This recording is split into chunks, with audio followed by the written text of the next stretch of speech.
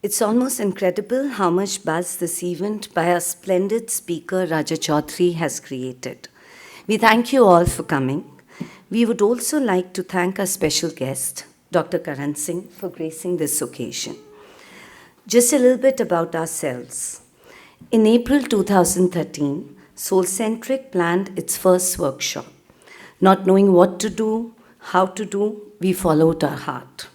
The next 2 months were a roller coaster ride. After running from pillar to post and overcoming several hurdles, we managed to make our first workshop quite a success.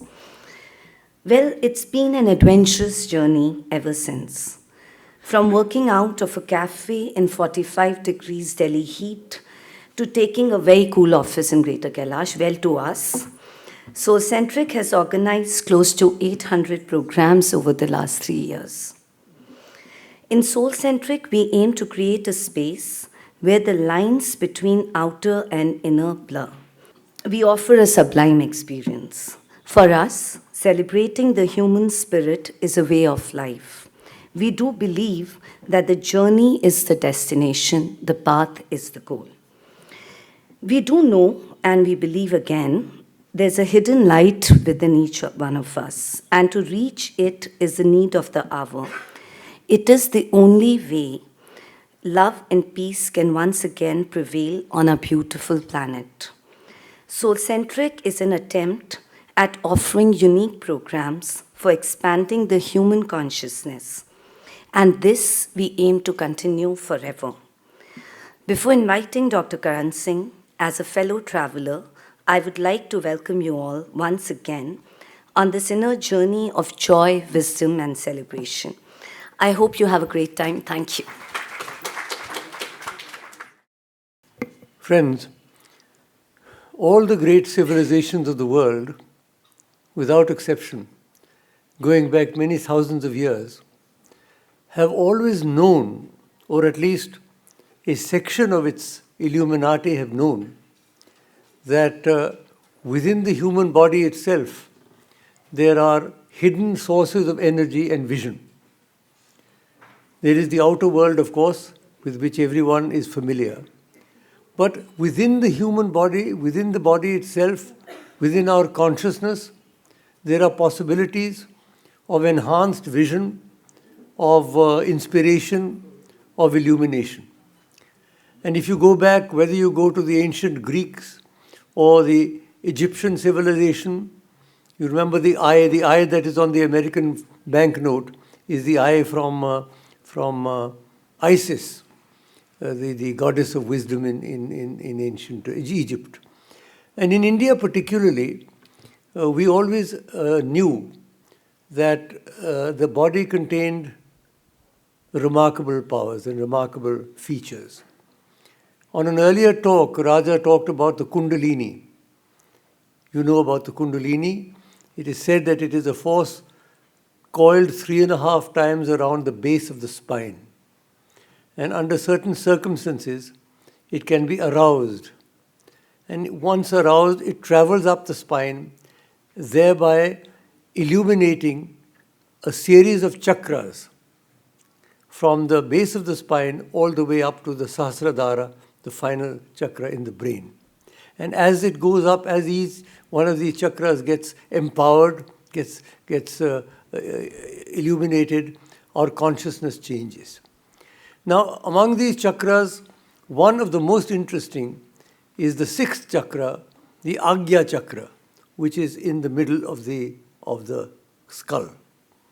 The third eye, you've heard of the third eye. For example, the Tulip that we all wear. That is in a way a symbol of the inner eye. And you all know about Lord Shiva and his third eye. Of course, that is only used in exceptional circumstances. But in the Bible also it says, the light of the body is in the eye. And if thine eye be single, then thy body shall be full of light. I think that's the clearest statement one can have with regard to the extraordinary possibilities of the inner eye. Now, there it seems that scientific explorations are now proving the critical importance of what is known as the pineal gland, a small gland, but which apparently plays a critical role in our consciousness. And it is clear that the third eye is in fact the pineal gland. And what Raja is going to do today in his inimitable way, he's a very good speaker and he illuminates it with a lot of interesting slides, and also he presents it in a very interesting manner. He's going to present this whole concept of the third eye, how it cuts across the civilizations, how it is beginning now to be recognized as a major possibility, because everybody wants to move towards illumination, towards wisdom. How do we get that third eye? It's not only a metaphor. Some people think it's only a form of speech. Third eye is the eye of wisdom. It's perhaps more than that. Perhaps there is a third eye. And perhaps the pineal gland itself is the third eye.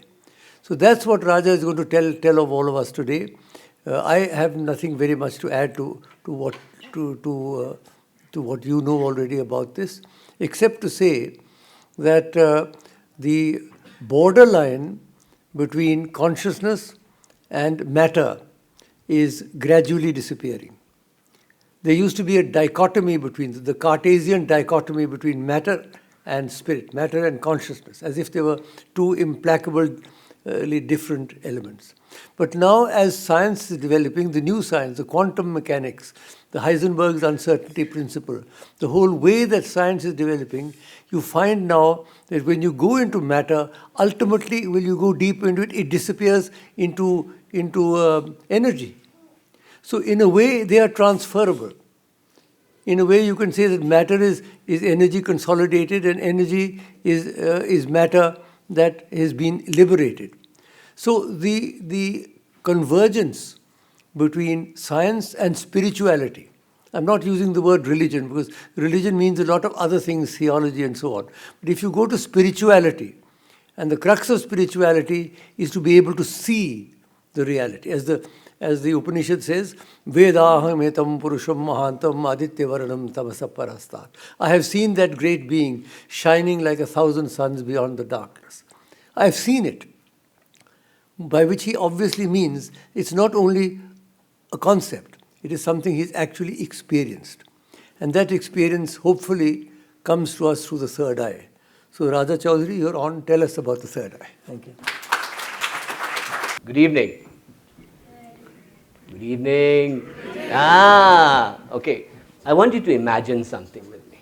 Imagine that inside your head, as Dr. Singh said, is a little pod, a little eye, a tiny little eye. Just imagine it for a second. This little eye could potentially be the source of spiritual experience, intuition, creativity, insight, and it's also potentially the source and the origins of where most religious experiences come from. So today I want to take you on a little adventure with me, and I hope you'll come along for the ride. And we're going to explore this idea of the third eye. And the third eye is an amazing thing. Humankind has been obsessed with it much further into antiquity than we give it credit for. In fact, there are actually paintings in the sand and in Europe in the Stone Age of wiggly lines and shapes that look very similar to the hallucinogenic experiences of LSD and DMT takers. So they found that people were having trance-type experiences of converting their inner neurology into something greater far back into antiquity. But what we find is that by the time we get to ancient Egypt and India and Sumeria, we have this amazing culture of a third eye developing. Right? Everybody knows this eye here. This is the eye of Horus, or the eye of Ra, it's called. And in fact, the first symbol of the eye of Ra is the lion staring up at the sun at about a 45-degree angle. Now that tells you a lot about where the third eye would be located. We also see that there is the third eye in the Tutankhamun and other tombs. We see the third eye in Shiva, in Lord Shiva in India. We also see that the Shiva third eye is a very strange mythology because it is all about destruction and rebirth. It is about cleansing away everything. It is about clearing the path. And then later on we find, as you pointed out, that the dollar bill also has the third eye on the pyramid at the top of it. And I'm sure all of you have heard the conspiracy theories around the third eye and Illuminati and the Freemasons. But basically this knowledge goes right back to about 3000 BC at least. And we see it in, if you look on the left side, this is 1000 BC in Israel, where they found pre-King Solomon's temple, the symbol of the hectogram. This is what we call the yin and the yang, the Shiva and Shakti, the Star of David. Now look here, this is from 1100 BC on the left, and on the right is from Sri Lanka around 3 BC, which is the Agastya temple in Sri Lanka, which happens to be at the exact same longitude as Kailash Mansarovar. So you have a direct line linking Shiva's Mansarovar with a temple in Sri Lanka that has an ancient symbol like that. This symbol is going to be a major clue for us as we go forward. So stay with me. How did they describe it? They all describe the experience of the third eye. This painting is an ancient Indian painting showing what they call the view when you see the Sahasrara. When you get to the top third eye, your third eye opens and 1,000 lotuses of light come alive. It is quite something. This was the painting. And if you see in the middle, you will see 2 footprints. Now that's a very interesting metaphor used in Hinduism, that you never actually see God. All that God leaves behind is his footprints. That's all you will see. Right? So the other thing you'll see, over and over again you see this. This is from Egypt. This is 2000 BC. This is called the flower of life. That means that somehow geometry and sacred circles had already become known to people, and you can see the patterns called the flower of life here. We also see this is from the experience of St. Francis of Assisi, which is what they call the Beatific Vision. And if you look at European art, the prophets, the biblical prophets, the saints, all saw heaven as a circular light opening in front of their heads, angels flying all around, and they would be pulled towards that light. Right? So it was an amazing experience. If we look here, this is the usual picture of heaven in the Western world, is sunlit meadows and you're moving towards light. Here we see, this is an example, a picture taken by someone who had a near-death experience. When they were about to die, and they had this out-of-body experience for about 30-40 minutes, most people returning say they saw a tunnel of light and they went towards it. They were surrounded by loved ones, by angels, and then they came back and they wished they could just kept going towards the light. So we see this again in death as well. And we see this is an explosion caught by Hubble telescope in the Sirius constellation in the heavens. And it just so happens that Sirius was the point at which the Egyptians believed their spiritual home was. So all their architecture, all their third eye pointing was towards Sirius. And throughout the galaxy, you're going to see explosions like this, but they were obsessed with Sirius. They wanted to bring Sirius into their own brains. So what did the third eye give you? See, this, whether you go to Egypt or you go to shamans in ayahuasca, or whether you go to DMT takers, or whether you go to yogis in India, you're seeing a pattern. One, a very vast illumination. I mean, light like you cannot imagine. 1,000 suns exploding in your head. This was the vision. Right? Now, for anybody who's even tasted a little bit of that, it is something spectacular. So the yogis that go into blissful states and can't stop laughing and can't stop being in ecstasy, these are seeing the 1,000 blasted thing in their head somewhere. A lot of people experience this with DMT, with ayahuasca and things like that, but those are temporary. When you get it through these techniques that we're learning more and more about, it explodes.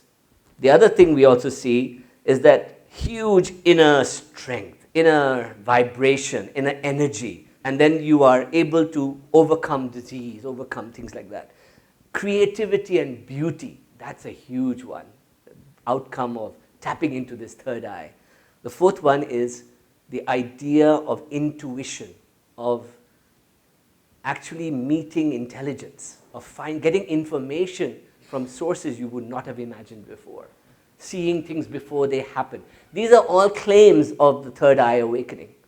And the fourth one, which is the promise of the Upanishads and of Vedanta and of Tantra, which is Ananda, ultimate bliss. I mean, bliss that is unimaginable. Now, all these are the promises of opening the third eye. And the last one, which is the one at the bottom there, is the idea of the eternal life.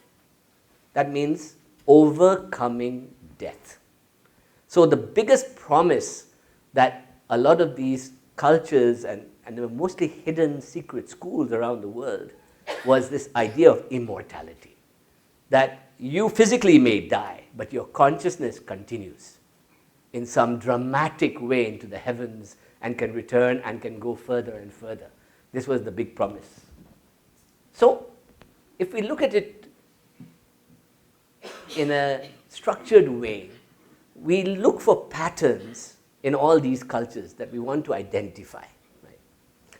And throughout history, we find a couple of recurring themes happening from Egypt to Sumeria to Judaism to Hinduism to Vedic religion to pre-Vedic religion. We see it everywhere. The idea first of this humble little thing called the pine cone. This pine cone has been religious symbol all over the world. Look at the left one, you see Egypt. That is a pine cone in the middle of the Vatican. And that is a pine cone held by a goddess in India. Right? So we have the pine cone everywhere. That means that something metaphorical was being represented here by the pine cone. And we want to explore that a bit. The second thing we find is the theme of the serpent, especially the theme of two serpents, almost like DNA, intertwining with each other and coming together at some point. And if we go back to that previous picture, the Egyptians thought it was the pine cone. The snakes would come and form at the pine cone. So what was this pine cone that they were looking at? Where were they going with this? And we see that in India, particularly in Kundalini yoga and Kundalini ideas, is that this idea of a serpent rising up your spine, coming to a singular unity at the top and opening Sahasrara. We see that over and over again. Right? And we also see the serpent as a symbol of awakened masters or people, enlightened beings, being surrounded by their serpent cell, by this serpent umbrella. Right? So these are not real. They may have been real at some ancient archaeological point, but these are metaphors for the experience of something. And we're going to explore this, what this something was. This is a symbol of a linga.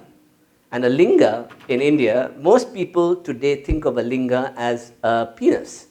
But a linga is actually also a shape that is very similar to the pine cone. So we have the serpent wrapping around the linga at the Muladhara 3.5 times, and then it rises up. And so we have the serpent, the pine cone, and things like that.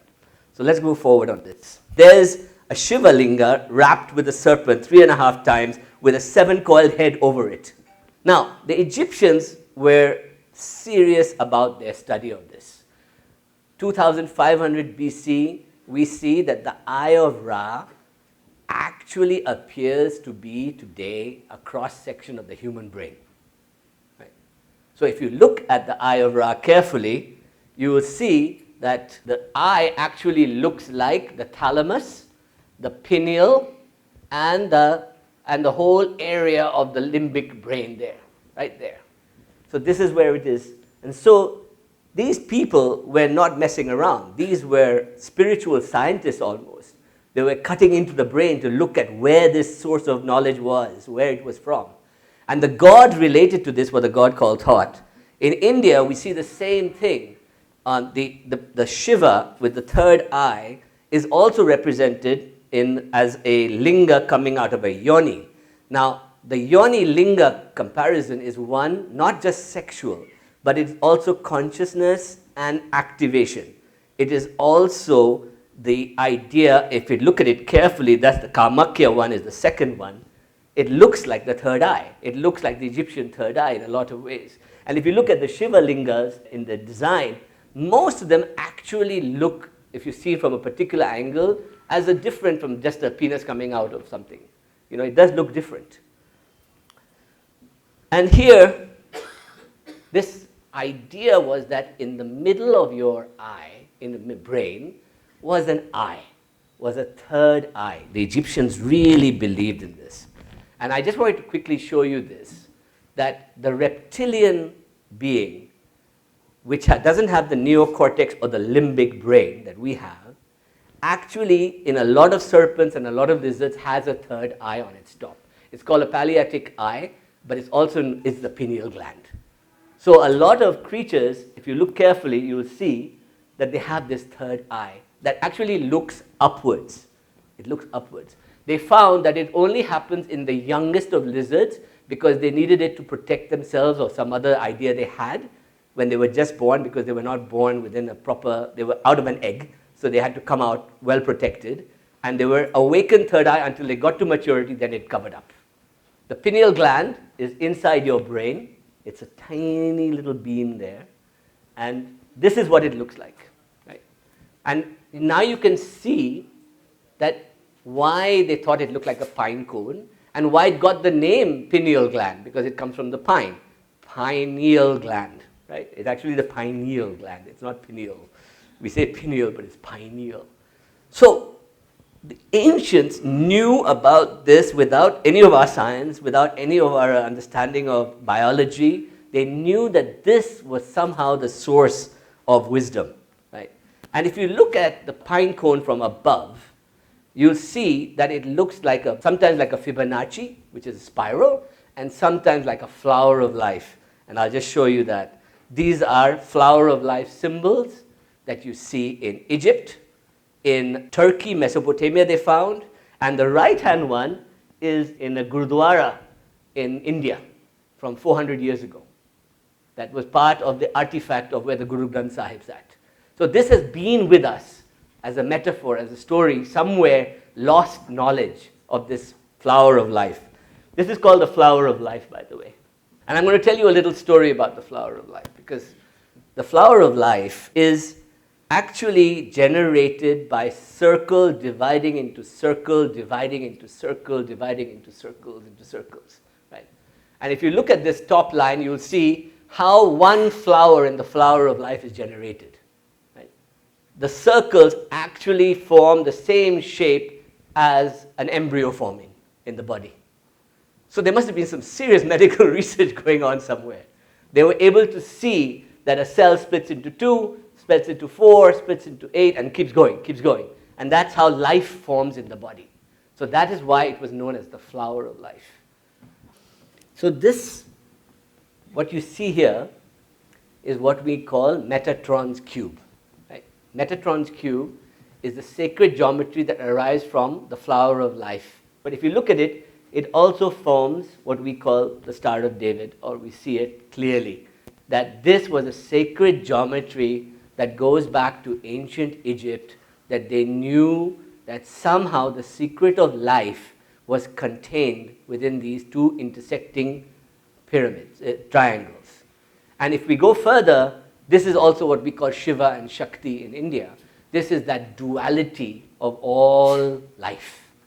That in order for a life to exist, you have to have consciousness and energy hit each other and manifestation occurs. And this central spot, the bindi, also later becomes the Sri Chakra, becomes other things in India, is actually the beginning of that flower of life from which life emanates. And this is going to be connected to the third eye. I'll come to that. So if you look throughout the world, again, I showed you, even the Pope has one on his head.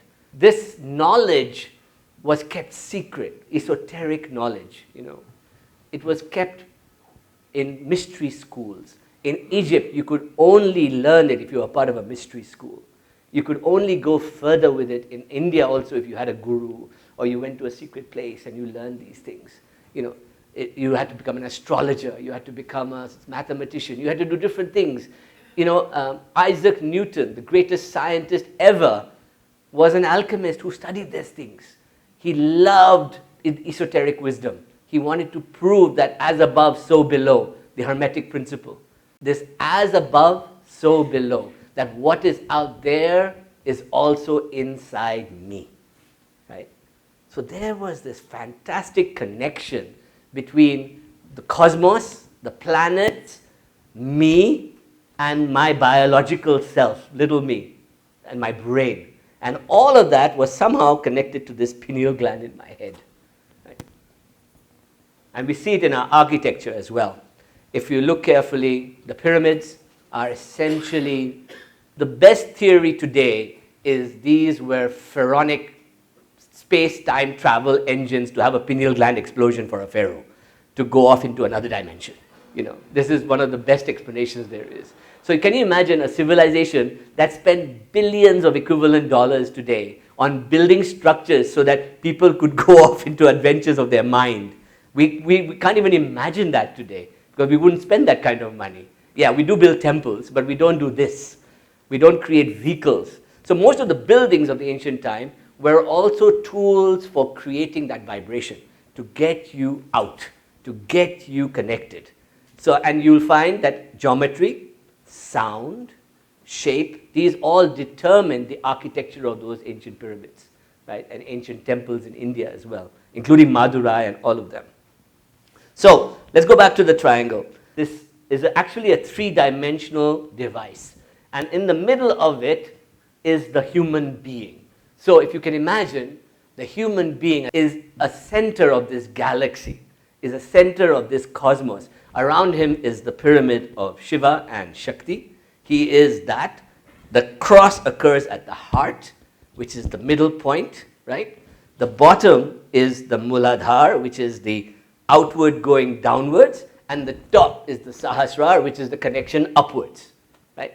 So now we have a sacred geometry from that person, right? We go further, we have it in meditation. And if you look at this right-hand picture, of course that's Leonardo, but you see that the third eye sits in that top pyramid, just above the head, which is where you get the third eye in the dollar bill as well, at the top of the pyramid. It is the eye of Ra. It is that eye. And that eye is actually inside your head. And that eye, if you look at that, this is a representation of what they call the Merkabah Field. Merkabah is you are the center of a huge energy field. And if you are able to channel it and tune it, whether you do it with yoga or breath or hallucinogens, you become this field of energy around you. This is energy. Now, you can take on metaphysical things like that's an angel or that's a light wave or whatever it is, but it is pure electromagnetic energy out of your own body going outwards. And you can actually increase that resonance. So that's what they were trying to do. They were trying to get each person to have this experience, to go higher and higher into states of expanded consciousness. So this is a great picture because this shows what yoga is all about also, but this is Merkabah also. See the Star of David there, and you also see that the person is a channel between earth and heaven. This is a very important thing to remember. In fact, all our beliefs are three, the tripartite. We have the lower self, whether you do Bhur, Bhuva, Swaha, whether you do Brahma, Vishnu, Shiva, right? Whether you do Saraswati, Lakshmi, Kali, whether you do any three, you are dealing with the three parts of the body. You're dealing with the base from which you connect to earth. You're dealing with the heart, which expands outwards. And you're dealing with the head, which is the connection to cosmos. Right? And this three became the foundation upon all religions, in a way. And we see that over and over again in our mythologies, in our architecture. So I'm going to come to the third eye. And in India, the system was that we have a spinal cord that seems to transmit energy upwards. So ancient yogic scientists believed that you could actually climb up this spinal cord. And as you climb up the spinal cord, you are opening these centers. That's what they believed. And as you open the centers, you get to the sixth center, which is what we call the Agnya Chakra or Agnya. And here is when the third eye opens and Shiva and Shakti unite and you go bang out the top. So this is the picture of that rising. Right? So if you imagine that how many thousands of years of invested energy and intellect went into developing these theories. I mean, just think about it. We just wipe them away as mythology, as, this is just mumbo-jumbo, woolly stuff. But these are techniques that people spent years, lifetimes, dedicated to studying. You had PhD programs. You had Nalanda University was dedicated, half of Nalanda was dedicated to transcribing tantric knowledge down. Nagarjuna, the great Nagarjuna, was the greatest tantric of our time. In fact, when the Islamic invasions occurred, Nagarjuna's information went up to Tibet and Bhutan and Ladakh, and that's why we still have it. Otherwise, it would not be around. It would have gone. And these were knowledge bases that were all over the world. Alexandria in Egypt, Sumer in Iraq, Turkey. These are lost centers of knowledge. But there was another school that went with it, which was the whole idea of hallucinogens, and I'll come to that in a second. So this is the Indian system, which says that as your energy goes up the spine to your third eye, it goes through these chakras, and then it opens and explodes, and it gives you the Sahasrara vision. So let's look at the science of this now. The human brain is a very strange animal. The human animal is made up of 3 brains, actually. And this is very strange. We have what they call the Reptilian Complex, right? The Reptilian Complex is the one that goes from the base of your spine, from your sex organs, right up your spine, and meets the brain, our neocortex, the new brain, at the pineal gland. It meets there. So the pineal gland is actually not part of the new brain. It is part of the old brain, what we call our dinosaur brain or our reptilian brain. This brain and the reptilian brain of lizards, snakes is identical. Identical. In fact, if you took us apart and you just took away our neocortex and our limbic, we are a serpent in the spine. We just have a spinal cord, and that's what we have. Right? And so what we found is that this system meets here at the limbic region. This is the home of all our emotions. So what happens at the reptilian complex? At the reptilian complex, we control things like consciousness, sleep, circadian rhythms. We control feeling good, serotonin. We control things like melatonin, sleep, depth of sleep, patterns, things like that. We control that at our pineal and thalamus and pituitary glands. That all happens here. When you get to this part, you're in what they call the limbic region. And the limbic region is our emotional region. That's where we deal with pain, suffering, attachment, those things, right? And the top, which is the new brain, the human, which chimpanzees also have, but we have the biggest one, is the new human dilemma, which makes us think, which organizes our minds, which gets in the way, tells us what to do, whispering all the time in our ears. This is why the yogis always say, silence the brain, Because what you're trying to do is you're not trying to silence the whole brain, you're trying to silence the neocortex, this frontal lobe, this whole area of excessive activity. And in fact, they found that in most meditation, this area goes slowly down in mindfulness, in yoga. And this is what is controlled. But they also found that in certain systems like Kundalini, the limbic and the reptilian get active, beautifully active. Right? So what is the purpose of practices like we know? The purpose of practice is that you're climbing up this center here to here. So this is the pineal, you're coming up to there in the pineal, which is what the reptilians all have, right? This idea of the reptilian brain. And then we are going further and we are hitting the pineal gland, which is actually, they found with biology now, it's actually an eye. It has got rods and cones. So if you do any search in any biological textbook or Wikipedia, wherever you go, you will find that the pineal gland has rods and cones. So for some reason, we have been given this eye, this old eye that we don't use. It points slightly limp, but it can be activated and moved up a bit. Right? The pineal gland is also responsible for melatonin, which is the molecule required to sleep. It shuts down the brain at night. It gives you circadian rhythms. It gives you relaxation. It's a tool, right? Melatonin. And the other tool that comes out of it, which is in the body, is the serotonin, which is serotonin is the feel-good molecule. So if you want to be happy, serotonin is up. And serotonin, by the way, comes mostly from our stomach. Mostly from our stomach. So we are what we eat. We are only as happy as what we eat.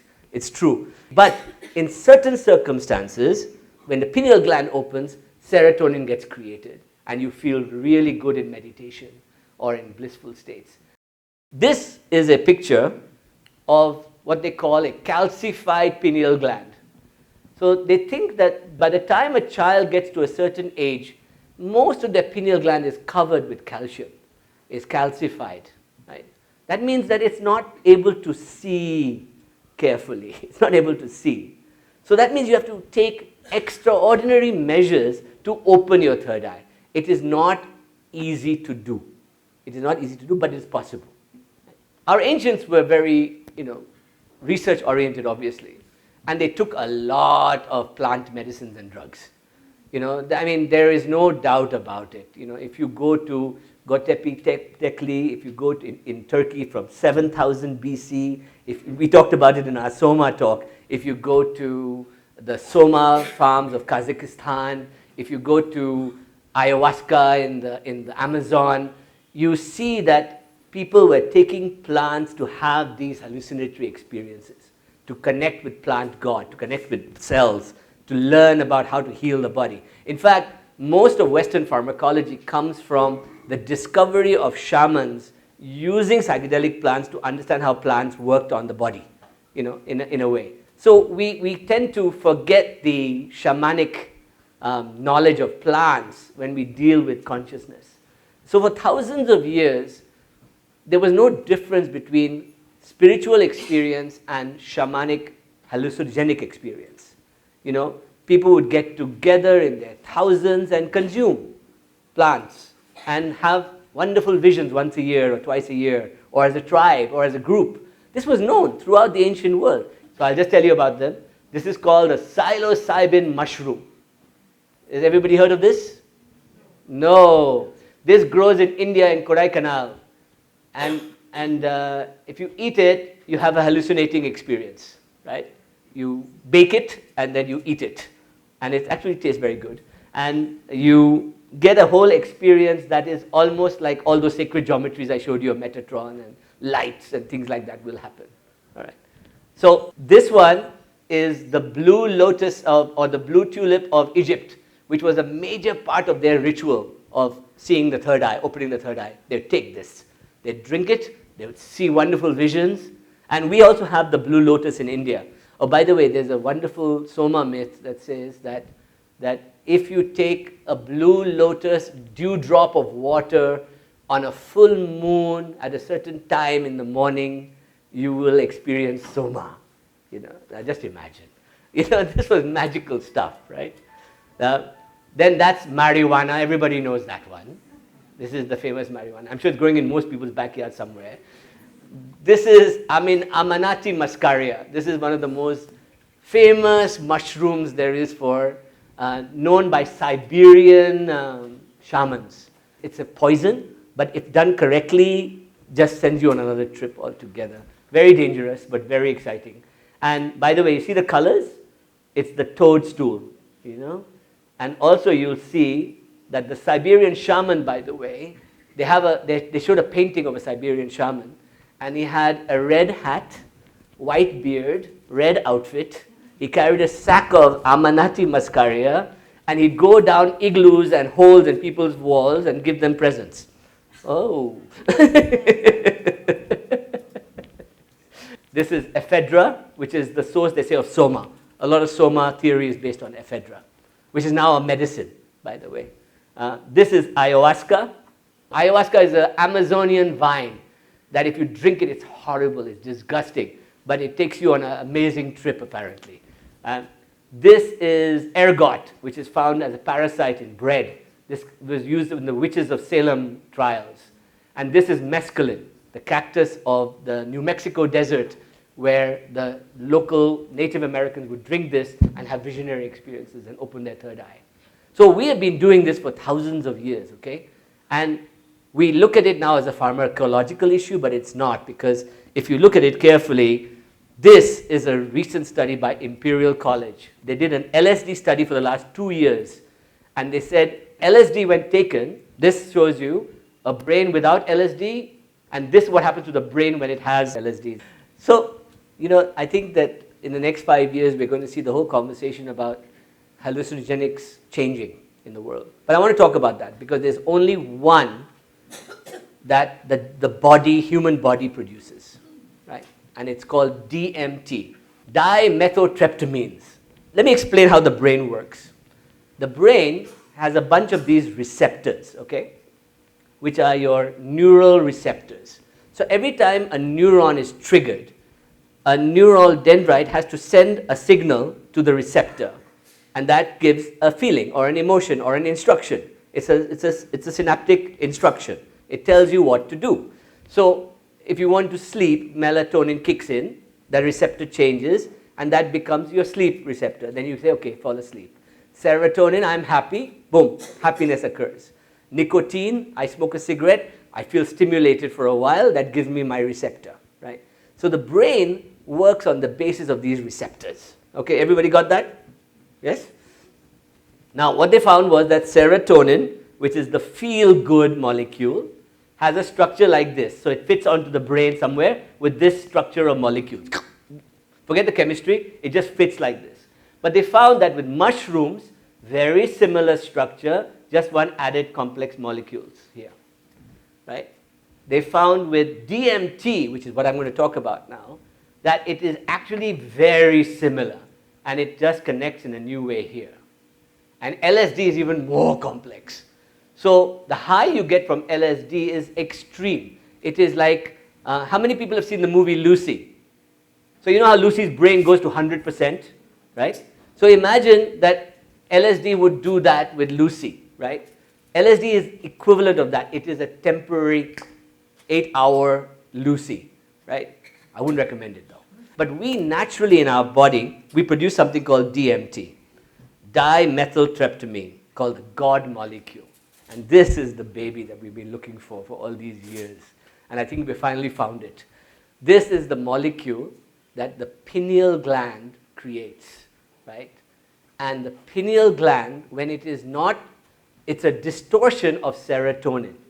So under certain circumstances, like excessive sunlight, darkness, fasting, hallucinogens, meditation, rhythm, dancing, trancing, you will get an awakening inside the pineal gland that releases not serotonin, but dimethyltryptamines. This there, now I'm going to show you a little video by a man called Dr. Rick Strassman, right, who is the scientist at the cutting edge of research into this. So we'll just talk about that for a second. I was interested in seeing if I could determine a biological basis of mystical states. That was probably how things started in the first place. And I was quite impressed with some of the commonalities that seemed to occur between spontaneously occurring mystical states, such as those that occurred with meditation and with spiritual practices, and even those described, from near-death experiences. Quite a few of those descriptions seem quite comparable to descriptions of people on large doses of psychedelic drugs. And so I started to think about the possibility of some kind of compound in the brain with psychedelic properties that could be underlying some of these spontaneous experiences. I began becoming interested in the pineal gland as a possible source of some kind of psychedelic chemical in the brain.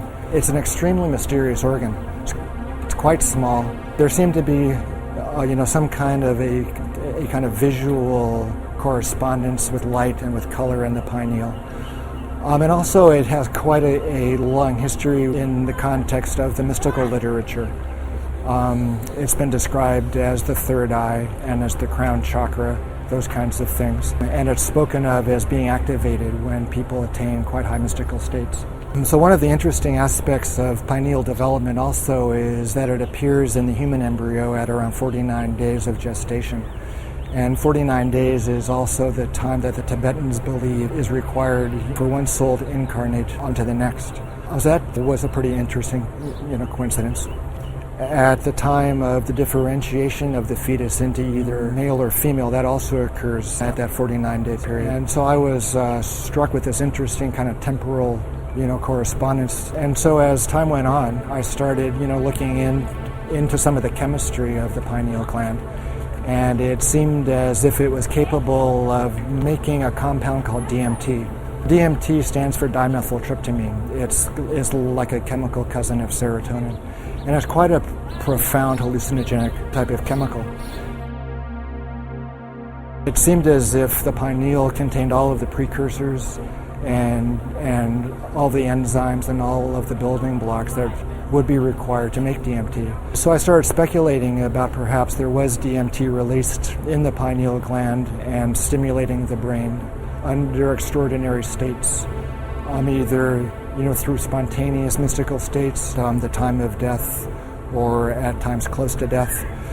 And also I started speculating that perhaps it was stimulated at the time of birth as well. The pineal gland is extremely well protected from stress, but you can stress the pineal gland if the stress is great enough. Pineal's protective mechanism can be overridden. And so obviously the most stressful time in a person's life is at the time of death. The stress hormones like adrenaline and endorphins are at extraordinarily high levels at the time of death.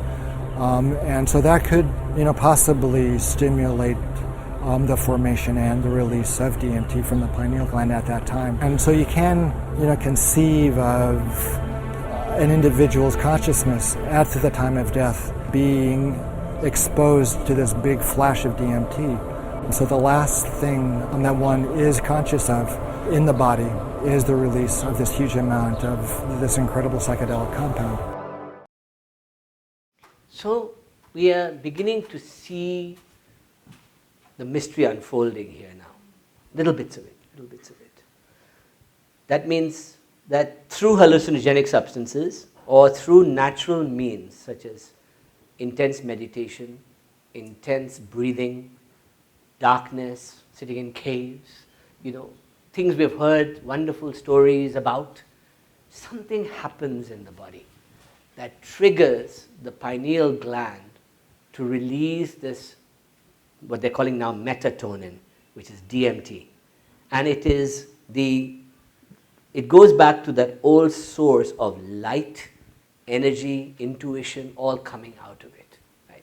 So we're understanding that in India, for example, over the last few thousand years, we've seen an elaborate technology emerge to awaken this. Right? And you can call it yoga, you can call it Kundalini yoga, you can call it Kriya, you can call it Tantra. There are different schools and names, but the purpose is the same. And you have it in the West also with Kabbalah, with Hermeticism, with other schools of thought like this, which are that can one, sitting in meditation, awaken this consciousness inside oneself and open one's third eye. And before it was restricted to mystery schools, it was restricted to people doing it under gurus, and it is still, you need guidance, you need help, but you can achieve it. A lot of the young people today in their 20s are trying LSD and DMT all over the world, and we have to understand that there is suddenly a hunger to get beyond religion towards a more mystical and spiritual experience or connection. Right? And that's what this is all about. Let me show you this. This is the Indian system. And in the Indian system, the concept is that I need to come up to my brain somehow and create a unifying experience that opens my third eye. This is my purpose of that third eye meditation. And when I do that, two things happen. One is, in the metaphors of in Hinduism, Shiva and Shakti unite, and I have a unifying experience. And I explode, and now I am no more duality. I am no more two. I am one. Right? They found in the Kundalini system that they have two subtle systems that flow on either side of the body. The Ida and the Pingala. The Ida, you have the goddess energy, which is Shakti, which is on the left side of the body and the right brain. And you have the Shiva energy, or the sun, which is the right side and the left brain. And when these two marry, Shiva Shakti, we have that union. And so the whole purpose of this meditation is to lift up those two, clear them, and then up the middle we go, and we come to the Agnya Chakra and we explode. Right? Now this is also known as that third eye activation. We see this over and over again in our metaphors and language. So we do know that there is a biology today that can explain the experience of spiritual enlightenment, of mystical experiences. And I would suggest to you, this is my argument, that this is the root of all religions. You know, everything else is scripture and metaphor after that. At its core is this awakening. But I would suggest to you something else, that it's actually awakening of three different parts. One is the lower part, which connects us to earth. One is the heart, and one is the head. Now, to get to the head, we have to go through the heart. This is the yoga. This is the idea of yoga. Right? You have to climb up. That's why we say ascension. That's why we say aspiration. That's why we say lift your mind up. Because you're going upwards. That means we're trying to get to the pineal gland. Right? That's what it means. Right? The awakening process is what all these systems are about. And whether it's Sri Vidya or Shaivism or Kundalini Yoga or Kriya, any of these schools teach you these things. Right? But I think that once you understand the science, once you understand the metaphysics and where you're coming from, you become, in a way, a better guru for yourself. And that's what I am suggesting to you, is that you need teachers. By all means, you need teachers. But learn to read the things as they are today and what they mean to you and what they can do for you. So, what we've learned today is that the lizard brain, the reptilian brain, if correctly managed, can open a pineal gland, a third eye in our heads, that if managed correctly, can take control of our cortex and stop our thinking process, which is meditation. And then with intention, or samana, we can go forward and we can induce an intention. I want to be awakened. I want to be creative. I want to have insight. I want to understand. I want to heal. I want to have my balance in my life. And in the Indian system, what they say is that you go up there, open that, and then you come and live at the heart, where the soul lives, apparently. This is the key. That in your heart, if you can live in your heart and meet cosmos with your brain, this is the Indian metaphor. So you have to balance all three. There are many ways to do it. As I said, Kundalini is definitely one. Kriya. Many people have practiced Kriya here. I do know that. And there are techniques to create awakening, right, that you can learn. Trance is also very powerful. Trance, dance, drumming, hypnotism, these kind of things, they really awaken this stuff in you. But you got to try and keep yourself at that level. Then you have Tantra and sound and mantra, the whole Devi worship, the whole using mantra to awaken each part of your body, and the whole body is a temple for that goddess. What we think of goddess is outside, is actually your body. You're meditating on your body, This is what your body is. Devi is your body, Shiva is consciousness. Shakti is your body. The body is the vehicle to achieve Shiva consciousness. Correct? Thank you, sir. And Tantra is all about sound and geometry and practices like that. When people say, oh, I'm scared of Tantra, or Tantra is this and that, it's not. Tantra just means a mechanism, an engine for doing it. It's a technique. It's a technique. And most of the techniques that people think of, even transcendental meditation is Tantra. Kriya Yoga is Tantra. These are all tantric schools. Right? So don't be scared of Tantra as an idea, but understand what it is. It is using subtle techniques to awaken different parts. Right? The sun gazing, by the way, I've been doing this for a while now, and that first hour after sunrise and that first hour before sunset is when the UV of the sun is low, and it has been shown to clear the pineal gland, right? And in fact, this is now legitimate. We're looking at the science of it also right now. And if you look at the sun, for starting with 10 seconds, then 20 seconds, each day more and more, I'm up to a few minutes now, and you stay with that, it actually begins to affect your pineal. It actually begins to, you have more vision, you have more different things. So these are all techniques. What I'm suggesting to you is that you can treat meditation in one of two ways. You can treat meditation as a way of just calming down and overcoming stress and worry and fear and anxiety, right? And mindfulness, to be observant, to be aware, to be in this moment. That's a beautiful school of meditation, whether it's Vipassana, whether it is, whatever you want to call it, mindfulness, whatever you want to call it. Meditation like that is beautiful. But then there's also meditation with intention, which we call prayer also, which is to turn upwards, turn inwards, and ask to be lifted up. Right? And that's quite something else. And I can't tell you that this is religion, because I don't have a religious bone in my body like that. But I do have a mystical bone. And that mystical bone tells me that all of us should strive in some way to connect with this in some little way, even in our lives. And that's going to be a very good experience for all of us. When I first started my practices, I began to see huge images like this in my head. Right? I don't normally share this, but I'm sharing it to all of you because you're all here today to share with me. Right? And I wanted to share with you. And huge bursts of wind traveling up my spine, huge electrical charges all over my body, and this is what I used to see. Then it became more like this, right? And slowly, slowly a bindu started to appear, a split. And now it's like this. So I'm a practicing believer. I can't share anything else but that. And I wanted to thank you for that. Thank you.